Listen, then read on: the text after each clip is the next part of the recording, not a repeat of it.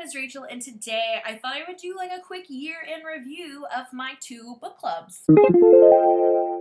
So I have a personal book club with some of my friends slash coworkers, and I have one that I run with my high school students at work. Now, the high school one was on hiatus last year because of COVID, so we just started back this fall. So every month I don't have a high school one this year, but I thought I'd go through and just tell you about them, what I thought, what we thought in general. I thought that would kind of be a fun way to wrap up this year, since book club is definitely something that guides my reading throughout the year. So the first book we read for January for our personal book club was Leave the World Behind by Fryman. This had a lot of hype at the time, and I would say honestly, like the first half, even like the first 75% was just very chilling and exactly what I wanted, but like the last half was just kind of like wah wah. This was a terrifying book about two families kind of colliding. Essentially, we have one family who is in their home, you know, kind of tucked into this quiet little home, and then we have another couple that shows up saying that this was actually their actual home that they were kind of renting out, and weird things were happening in the city where they were, and they want in. They want shelter. So the couple who is renting it lets them in, and it's very awkward and tense, and then things do continue to get weirder and weirder and weirder. Like I said, I really love the setup. I really loved honestly the majority of the book, but the ending was just such a letdown. I do know that this is going to be adapted into a movie at some point, so I would be very, very interested to see the movie, and I think my book club felt the same. We kind of enjoyed the reading experience, but the ending just did not do it for us, so it was kind of anticlimactic for us in the end. But January was Leave the World Behind. In February, we read The Sanatorium by Sarah Pierce. Again, another book that was pretty popular at the time, and another one that kind of lost us. I loved the setup. I love closed circle murder mystery set in a cold climate. I mean, this ticked all of those boxes. But I don't know. I felt like we had to suspend disbelief so much in this book, and that's what made me not enjoy it as much. Essentially, they're all at this new opening of this grand hotel out in the big mountains, and a big avalanche hits and they can't get out. So they're all locked there in the Alps and can't get down, and then people start dying. And then one of our characters that's locked there actually is a detective. So I don't know. I guess you feel like, I felt like if they had made this into like more of like a cozy mystery, or even if they just did not have a detective there, I think it would have been a lot more believable. But it was, I don't know. It was just disappointing that she was a detective, and I felt like she missed a lot. I don't know. I was not crazy about this, and that really disappointed me because, like I said, I love this setup. And we really didn't have a ton to talk about with this one.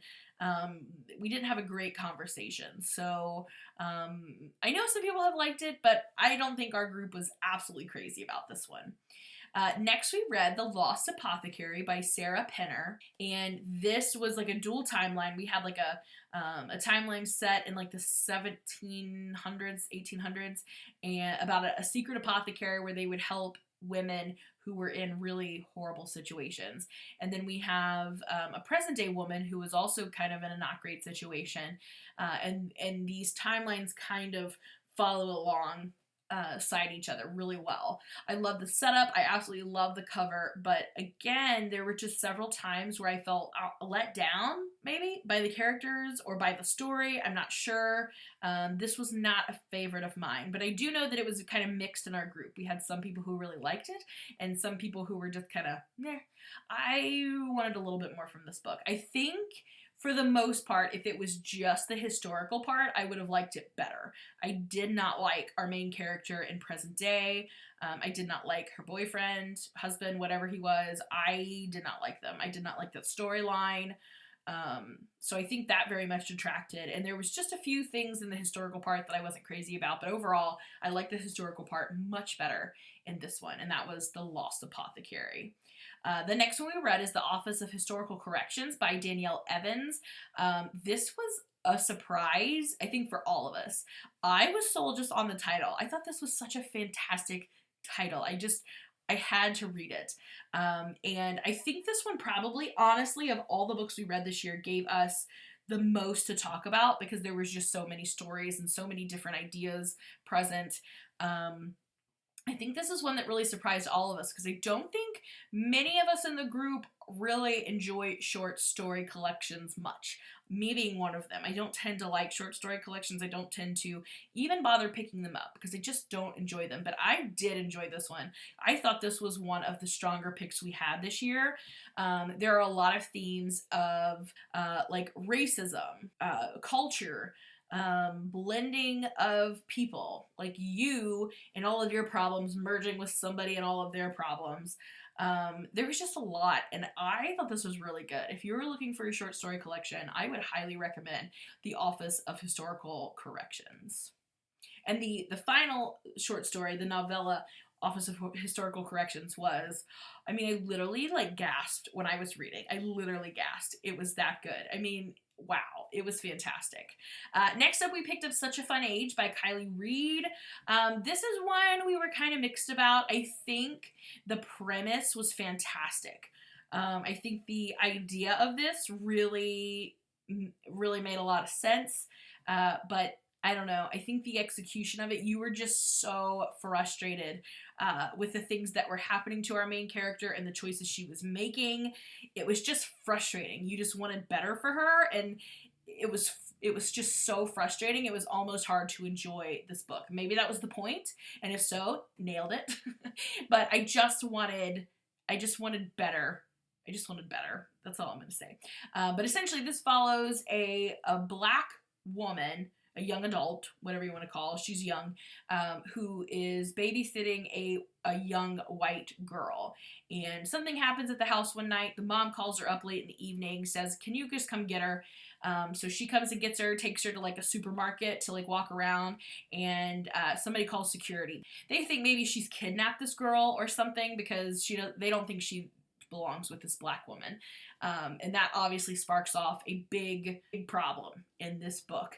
The dynamics between our main character, the babysitter, and the mother is very odd. I think, honestly, the relationship between our main character and just about everybody in the story was very weird. And she starts dating this guy, and he's just awful. I wanted that part to not be there because I did not like the boyfriend at all. But it was an interesting idea. It was very interesting, like I said, set up for this book. I think everything that dealt with that initial plot line was very interesting. But like I said, I just got frustrated. I wanted so much better for our character. Next, we read I'm Judging You, the Do Better Manual by Levi Ajayi, and I love this book. It was so much fun.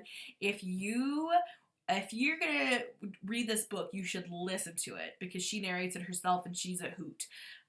Basically, this is a collection of essays, and it is kind of tongue-in-cheek. It's supposed to kind of mimic like a self-help book, but most of the time it's just funny stories. And I mean, if you take it like super seriously, I think you would think it's over the top and a little petty maybe, but it's funny. It's supposed to be humor. It's supposed to point out some of the silly things that we do in society, and it was a lot of fun. I really enjoyed this one, and I think we had an interesting discussion for this one. I do think it was less inducive to a book chat than maybe the short stories, because I felt like these were almost like one-liners that were funny that we liked. It was just different ways, different things that we liked. There were a couple of essays that really made an impact on our conversation, though. She references the Golden Girls like several times, so like immediately I was like, this is the book I should be reading. And I just loved her voice. I loved her like sassy opinions on things, and I look forward to reading more from this author in the future. In July, we read The Maidens by Alex Michaelides, and I I really enjoyed this one. I don't think it was like the most groundbreaking thriller ever, but it kept me guessing. I'd kind of been in a little bit of a slump at this point when I picked this up, and it really kept me reading. I enjoyed reading it, which is important, and I just think it was a good read. I think it did lead to some good discussions of like if we knew what was going to happen based on what we were given, if we saw the ending coming, what we did anticipate and didn't anticipate based on the story, and if anybody caught the tie-in. There's definitely a tie-in with this book and his first book, The Silent Patient, so that was all interesting to talk about. Essentially, this is a boarding school kind of murder mystery. We have this woman whose life is a little bit in I don't know, not good, let's say that. And she gets a call from her niece that there's been a murder on campus. So immediately she drops everything and goes to her niece, and things get just more treacherous from there. And there is this creepy professor who has basically like this cult of girls, and it's all just very insane. I loved the setting of this university. I just love that academic setting. And while it was obviously just like any scary movie you watch, you're like, don't go down there, don't go over there. I mean, you're frustrated that these people are making stupid decisions, but if they didn't, the book would be over a lot quicker. But overall, I really enjoyed this one. I thought this was a good book, and I think overall most of us enjoyed this one. Next, we read How Y'all Doin'? Misadventures and Mischief from a Life Well Lived by Leslie Jordan. And this was a short little book, and again, I would very much recommend the audiobook because Leslie Jordan reads it. And there were some like funny, silly essays as well as some very heartfelt, kind of somber moments mixed in with them all. Throughout his life, I mean, just different trials and tribulations and accommodations he's had to make because of society. So, I mean, I think this was a good one to read. I think we were able to talk about it enough, and it was just fun to listen to. He's adorable, and I just love this cover. Oh my gosh, how cute. How cute. Next up, in September, we read 56 Days by Catherine Ryan Howard, and we really liked this one, I think. I actually read this in one day. It really kept me turning the pages, and I think all of us were a little apprehensive going into it because it is about the pandemic, essentially, but it's kind of like the pandemic is used as just the setup for it. The pandemic is not necessarily smacking you in the face every page, so that wasn't too big of a worry. But essentially the idea is this couple has just kind of met and started, getting a little bit closer when lockdown hits in Ireland, and they decide to go into lockdown together. And after 56 days, one of them is dead. And I mean, that's just such a fun premise, and you're just constantly like, what's going to happen? What's going to happen? I think all of us were a little bit surprised by a twist that they had at the end, even though we could predict some of the things that were happening. And yeah, it was a really interesting book. I think most of us liked it. We had a pretty fun talk about this one. I'd be interested to see what else this author writes in the future. And then next we read Spook, Science Tackles the Afterlife by Mary Roach. This is probably the one that was least read in our group, so obviously didn't lead to a great discussion, but I think this was one of my favorite books that we read. This was so fascinating. Each chapter, Mary Roach is looking at a different scientific way that we could literally prove that there is an afterlife, what it looks like, and it was just blowing my mind, the ideas that some of these people were coming up with and the perspectives that people had across the world. It was very, very good, and this was my first Mary Roach book, and I definitely intend to read more. I thought this was fascinating. Next, we read Winter Counts by David Haskell Wanbley-Wyden. This one was, I think, a little bit of a surprise to most of us. I think we expected to enjoy it, enough, typical amount, but I think all of us actually really liked it. Just a warning, it is very violent in some places, but this is a thriller set on a reservation where our main character is serving as a vigilante for the reservation because they don't have a great way to deal with crime. They have their tribal council, but it seems like their hands are tied for most things, and the FBI just isn't interested in pursuing a lot. So we have our vigilante that jumps in the place of, you know, any law enforcement. And immediately there's some issues with his own nephew, who he's the caregiver for, and it all just is a wild ride. It was very, very good. If you're looking for kind of an intense thriller, I would definitely recommend this one. And then lastly, the book we're reading now for January is The Quiet Zone, Unraveling the Mystery of a Town Suspended in Silence by Stephen Kirksey. This is about a town in the Appalachian Mountains that they don't want any anything to really mess with their observatory and their great connection there. So they don't have Wi-Fi, iPads. I mean, they don't have a lot of technology. They don't have a lot of like radio frequencies, anything like that. So it truly is like a quiet zone. And I'm just really excited to read about it because that sounds insane in today's world. So I think that's going to be a really good one. And those were our personal book club books for the year. For my high school book club, we read, like I said, we started again. Technically, we had some books over the summer, and then we actually got pushed back a little bit in the fall because of some different scheduling issues related to the pandemic. But we read The Raven Boys by Maggie Stiefvater and A Curse of Dark and Lonely by Bridget Kemmerer over the summer. The Raven Boys, that was a request by one of the students, and I think most of us liked it, and that is essentially about these boys at a private school who team up with this girl whose whole family is like into like tarot and clairvoyancy, etc., and they are on the hunt for a long buried king. I don't remember where he's from. Welsh? Maybe he's a Welsh king, I think. I think he's a Welsh king, who is going to grant them like a wish if they find him. It's less fantasy than a lot of the fantasy that we read, so it was a nice kind of departure for us, a little bit more realistic, and I think it's just such a good book. I enjoyed that. That was a reread for me, but I think they liked it. We also read A Curse of Dark and Lonely by Bridget Kemmerer. This one I think we liked even better than The Raven Boys. This is kind of a retelling of Beauty and the Beast, where our main character gets like pulled out of our world into this fantasy world, and eventually at first she's trying to like break away, and she's fighting, and she's just, you know, really such an interesting character. She's not very meek and frightened of them like we see in a lot of typical kind of fairy tale-esque stories, but she really does kind of fall in love with the area and wants to help save it.